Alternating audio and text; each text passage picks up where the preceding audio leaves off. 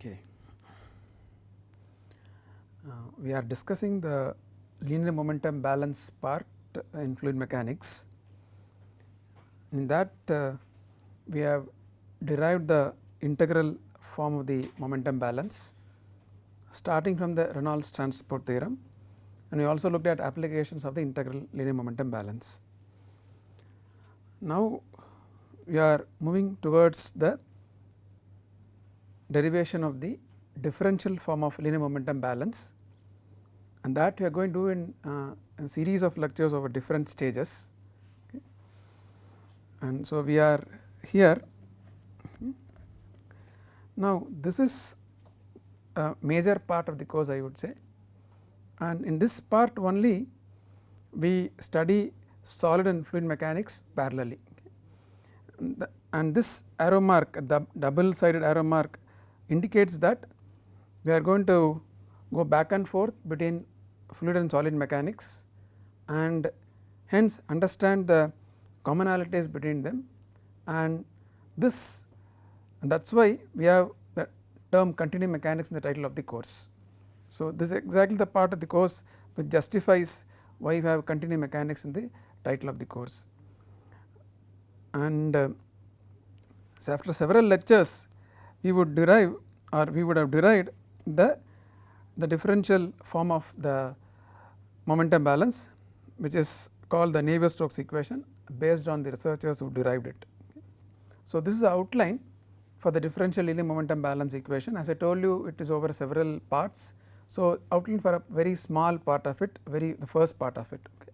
First what we will look at is the examples for mostly from chemical engineering field, where these linear momentum balance equations are used. The differential form is used, and usually we solve the differential linear momentum balance equation along with the differential form of total mass balance equation. Obviously mass balance has to be valid.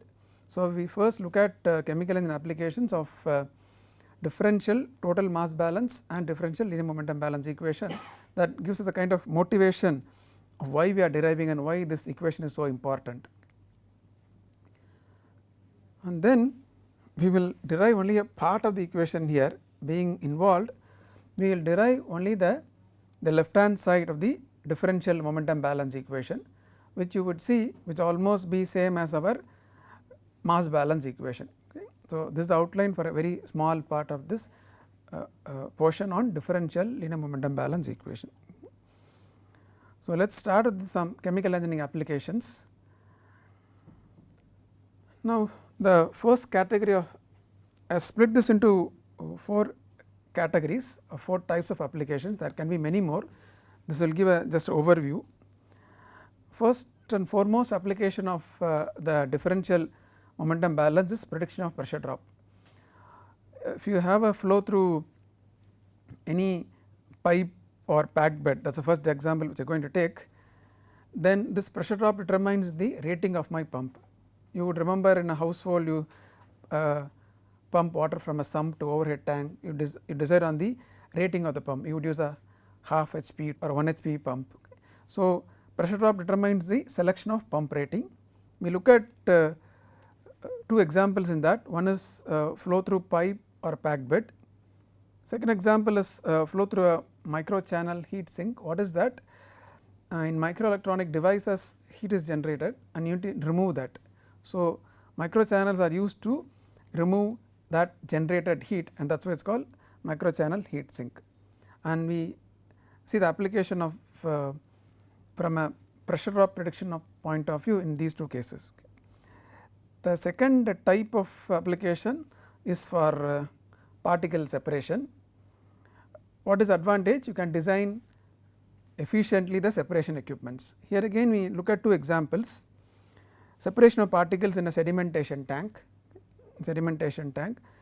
which is a unit operation usually found in wastewater treatment, water treatments, etc. And second application what we see is separation of cells in a microfluidic device. We see how to separate pathogenic bacteria from cells, from red blood cells. The third type of application is for predicting mixing efficiency. Why do we do that? So that we can find out ways of how to enhance the mixing. We also always like to have maximum efficiency in mixing. We look at two examples in that: mixing in a tank, where we like to mix let us say two miscible liquids, immiscible liquids, etc., and then mixing in a microfluidic junction. You have a small microfluidic device and then a junction that is mixing. How do you predict that? The fourth type of examples are prediction of flow pattern in reactors, because these flow patterns influence the rate of reaction. Okay. So, we look at two examples: flow through a bubble column reactor. Bubble column reactor is just a column of pool of liquid wherein you sparge gas or air. Second is a small reactor, namely a micro reactor, flow through a micro reactor. In selecting these examples, if you look at the examples, the first example in all category are all large scale equipments. The second example in each category are all small scale equipment. Okay.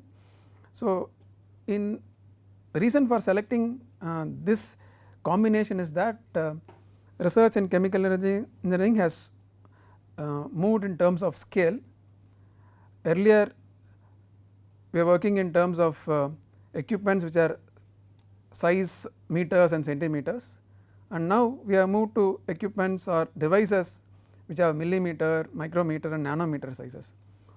To reflect this changing trend, or I would say changed trend, these examples are chosen. One set of examples to reflect the established and conventional equipments of large scale, another set of examples which are of small scale, which reflect the modern trend, relatively modern trend.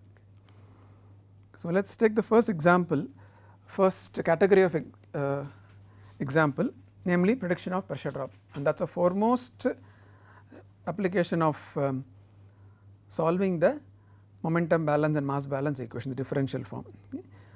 So, first would be to consider the case of flow through a pipe. Throughout the chemical engineering plant, you have a lot of pipes connecting the equipments, fluid flows through that, and you need some power to make the fluid flow through that. You need to decide the capacity of the compressor or pump, and for that we solve to predict the pressure drop through the pipe, we solve the differential linear momentum balance equation along the mass balance equation, get the velocity profile and then predict the pressure drop. Okay. Now, instead of pipe we could have a packed bed. What is a packed bed? You have a pipe packed with some packings, could be spheres or some other shapes, it could be well structured packing as well, and use these packed beds for carrying out absorption, distillation, and you have catalytic packed bed reactors. In fact, packed beds are considered as a workhouse of chemical industries, because you do not have any moving parts. So, in that way it is simple. Okay. So, to predict the pressure drop of fluid flow through the packed bed, once again you use the differential linear momentum balance equation. So, that is the more traditional application. So, now let us look at a relatively novel application where you have a flow through a microchannel heat sink. What is shown here is a inside of a microelectronic device. Our focus is on the microprocessor where heat is generated, and then we wish to dissipate this heat, remove this heat as quickly as possible. What we do is bring this microprocessor in contact with a microchannel, of course in a particular geometry, and once a geometry is shown here, another geometry is shown here. So, what we do is send the fluid through these channels. It could be air, it could be liquid, even nanofluids are used because of their very good heat transfer characteristics, and by passing these fluids through these channels we remove the heat generated. Now, the question arises that you will have to remove the heat. So, if you use this kind of simple geometries, the pressure drop is less, that is our focus here. Pressure drop is less, but at the same time the heat removal is also less. So, what they try such kind of geometries, a corrugated wall or different other geometries. Now, this enhances the rate of heat transfer but at the same time enhances pressure drop. So, to predict, so we like to design a micro channel heat sink where the pressure drop is less and we have very good heat transfer characteristics. So, which means if you want to predict the pressure drop characteristics, we solve the differential linear momentum balance equation, mass balance equation along these geometries and then find out what is the pressure drop. So, that you can design very efficient micro channel heat sinks, okay, that is the idea. Okay. The second category of examples deal with the separation of particle at two different size ranges. The left hand side shows the traditional sedimentation tank which are used in wastewater treatment, potable water treatment, almost the first stage there. What happens in a sedimentation tank is that you have an inflow of water with solid particles. It enters the sedimentation tank, the solid particles settle down and then relatively clear liquid leaves out of the sedimentation tank. Now, we want to have very good separation of the particles from the water, and that depends on the design of the sedimentation tank, that depends on the flow pattern inside the sedimentation tank. So, what is shown here, and for predicting the flow pattern we solve the differential linear momentum balance equation, mass balance equation, and what are shown here are streamlines in such a sedimentation tank. Remember, we discussed streamlines when we discussed flow visualization. We also mentioned that results of a simulation are expressed in terms of streamline. This is a good example where the equations are solved and the velocity profile, velocity field is expressed in terms of streamlines. That helps us to know where there is circulation, no circulation, more circulation, etc.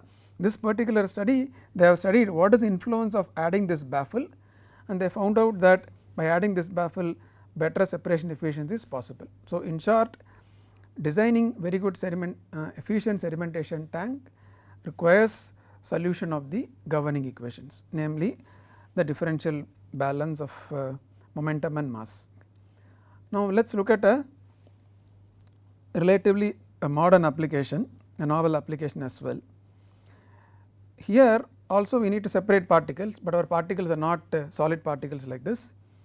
Here our particles are bacteria and blood cells, etc. So, the application is on separating pathogenic bacteria from blood cells.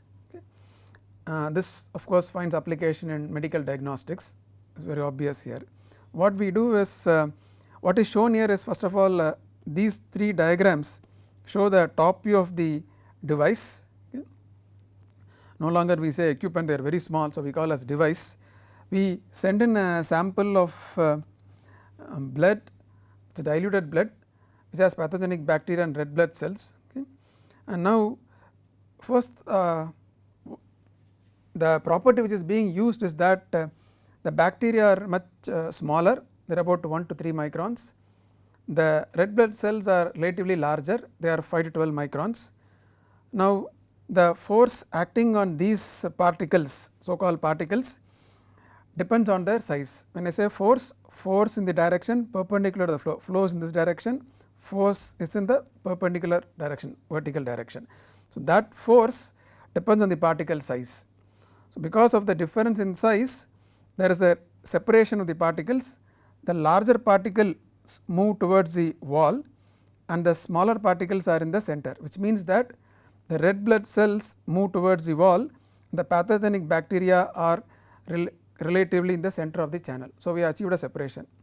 What they have studied in this study is that they have provided an expanding channel after that, so that this separation is further enhanced, and that is what is shown here. This is at the beginning of the expansion section and the end of the expansion section. So, you achieve you enhance the separation between the red blood cells and the bacteria, so that if you provide an outlet section of this geometry, it is a trifurcating section where you have 3 outlets, and because the red blood cells were focusing near the walls, they go out through these outlets, and then of course, the pathogenic bacteria go out through this central outlet. So, in that way we have achieved separation of the pathogenic bacteria from blood cells. Now, the fundamental principle is that the difference in the force acting on the red blood cells and the pathogenic bacteria. This force depends on the velocity field in this device, and for predicting this velocity field we solve the differential form of momentum balance and mass balance. So, that is where we bring in the differential balance equation. So, by this you can design very efficient separation devices, be it pathogenic bacteria from blood cells or solid particles from water. The third category of example is for predicting the efficiency of mixing. Once again a traditional example, a novel example is shown. The traditional example would involve mixing of two miscible liquids. It could be immiscible liquids, so that you maintain dispersion, or it could be a mixing of solid particles, you maintain a suspension of solid particles, and this, or it could be a carrying out a reaction. So, those are some of the applications. Now, efficient mixing depends on the geometry of the vessel and the geometry of the impeller. Now, to design efficiently the tank and the impeller, the mixing obviously depends on the flow pattern inside the vessel. So, we solve the differential balance of momentum and mass, get the velocity field, and that is what is shown here in terms of a vector plot. So, that you take this velocity field generated by the impeller in arriving at a good design for the mixing tank. What is a good design? You get a uniform mixture, there are no dead zones etc., where there is no mixing, and mixing takes place very quickly as well. Now, let us look at a relatively modern application. We have a microfluidic device. Now, why do we use microfluidic devices? They have several advantages. First and foremost advantage is that their surface area per unit volume is very large. You have a very long length, the area is very small, and so surface area to volume ratio is very high, and you can, if you are having a two phase system, the interfacial area is very large, and then the volume what you use here are very less. So, you can try out some hazardous reactions as well without causing much safety issues, and then this being very small, you can take it to a place where you want to produce the chemicals. But these microfluidic devices, because the channel cross section is very small, suffer from a serious limitation of very less fluid mixing of fluids. And suppose if you are want to enhance the mixing, you try out different configurations. That is what is being tried here. What is shown here as an experimental image of experimental flow of water and then a colored water, and this is from simulation. This figure is from simulation, the figure shown is from simulation, and the figure at the top is from experiment. How do you simulate? This mixing of the fluids depends on the flow pattern, and that flow pattern is obtained by solving the differential linear momentum balance and mass balance equation. Now, we need to arrive at a most efficient geometry where this mixing takes place very well. So, one option is to try out different geometry, do experiments, and then arrive at the optimal configuration, which is time consuming. Alternatively, we try different geometries and simulate, solve the momentum balance equation, and then of course, along with mass balance equations to arrive at the mixing pattern. Okay. Some few geometries are shown here, a simple Y junction is shown here, and if you look at the diagram shown here, you have hardly any mixing here. The colorless, the pure water is here, the dyed water is here, almost you do not see any mixing at all, which means not a efficient design for mixing of liquids. Now, alternate configuration is shown, which is called a W junction based on the geometry. So, you allow the one liquid here, another liquid here. Now, if you look at this contour map of concentration, you can obviously see a better mixing in this configuration, in this geometry, compared to this 45 degrees Y junction. You have more mixing of this pure liquid along with the dyed liquid, dyed water. Okay. Now, to improve the mixing further, another geometry has been tried, where you combine both the W and Y junction, and once again in all these cases you simulate the velocity profile, its influence on mixing. Now, if you look at the contour plot here, of course, almost uniform mixing is achieved, meaning if you get 0.5 it indicates uniform mixing. So, in this way you can arrive at the best geometry of the device, which will result in a very good mixing. So, also should keep in mind that different geometries will result in different pressure drops. So, for example, this geometry may result in a higher pressure drops, which also has to be taken into account. So, eventually all this requires solution of the linear momentum balance, the differential form of it. The last category of examples is on predicting the flow patterns in reactors. First we look at bubble column reactors, very traditional reactor. Bubble column reactor consists of a column of liquid, wherein you bubble the reactant gas, or simply can imagine air to be bubble. A fish tank is quick way to imagine a bubble column. Okay. Now, where are they used? These bubble columns are used for several unit processes like chlorination, oxidation, and it is used for hydrogenation of oil with a nickel catalyst finely dispersed, and also use it in fermentation, used in wastewater treatment, etc. So, a lot of applications are there. Now, the performance of this bubble column reactor in terms for a reaction, in terms of heat transfer, mass transfer characteristics depends on the flow pattern inside the reactor. Of course, for predicting the flow pattern, we solve the differential linear momentum balance equation, and such a flow pattern is shown in this figure. It has an interesting flow pattern. The liquid rises in near the axis of the column and then flows down near the walls of the column. Okay. Some circulation pattern can be seen here. So, this causes this kind of flow pattern influences reaction, heat and mass transfer characteristics.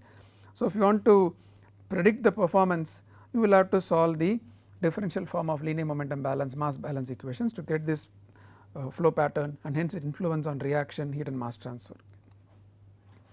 Okay, now, let us look at a micro reactor. The example which is considered here is the partial oxidation of methane. We do not want complete oxidation because that will result in CO2, we want carbon monoxide, and it is a heterogeneous reaction. What we do is coat the catalyst on the walls of the reactor, and being a micro reactor, it has all the advantages mentioned previously. Similarly, it also has a disadvantage of lack of mixing, and so need to improve mixing, and also we need to improve rate of heat transfer, and also we need to improve the rate of transport of the species to the surface of the wall. The catalyst is the surface, so reaction happens at the catalyst surface, and the species are going in the bulk of the channel. So, species has to get transferred to the surface. So, efficient micro reactor should have higher mixing, efficient mixing, and also better heat and mass transfer characteristics. In this study, what they consider is a split and a recombination design.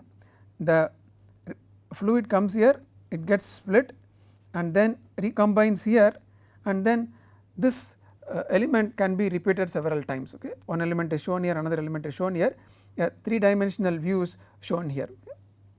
Now, the performance of such a kind of split and recombination reactor depends on the flow field, once again for which we need to solve the differential linear momentum mass balance equation.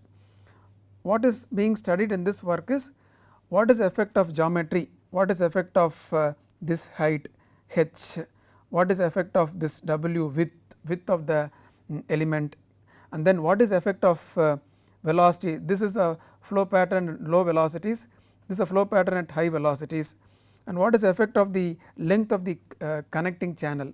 So, all these effects can be simulated, can be predicted by solving the differential mass balance, total mass balance equations and the momentum balance equation. Of course, the species balance are also solved here.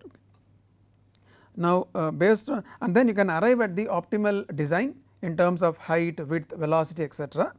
And then the authors have shown that if you use this split and recombination reactor, you get higher methane conversion compared to a straight channel microreactor. So, in this way the solution of these equations helps us to design optimal microreactors which have very good mixing characteristics and heat and mass transfer characteristics as well. Okay. So, those are all very sophisticated examples. To solve that, you will have to take a very advanced course either at your postgraduate level or at the very final year of your BTech course. What is that we are going to do? Okay. This being introductory course, our applications will be very simple, extremely simple. So, let us look at the examples which are going to solve after deriving the differential linear momentum balance equation. They are very simple examples. First example would be how to use this equation to calculate pressure drop for flow through a pipe. You use a manometer, we take reading from manometer, from that how do you find out the pressure drop in the pipe. You have a tank, you are filled with water and that tank is being accelerated, it moves. What is the profile of the liquid surface? Will it spill or will it not spill? Example, through a converging nozzle, what is the pressure field in this converging nozzle, okay, under certain assumptions. And then the geometry in the middle of the slide is something known to us. We have come across this fluid motion induced by movement of a plate. So, fluid motion takes place between a moving plate and a fixed plate, and in an earlier lecture we have seen that the velocity varies linearly from 0 to the velocity of the plate. We assumed it, or I said let us take that the velocity varies linearly. What we will do is we will solve really the differential linear momentum balance equation and show that the velocity profile is indeed linear, okay, without assuming it. Of course, the loss geometry is very familiar to us, flow between two parallel plates we have come across several times, and we also looked at this parabolic profile several times, but we have taken as such, we have assumed it. Now, at the end of this derivation of a differential linear momentum balance equation, we will really solve that for this particular example and then arrive at a parabolic velocity profile and show that the profile is indeed parabolic.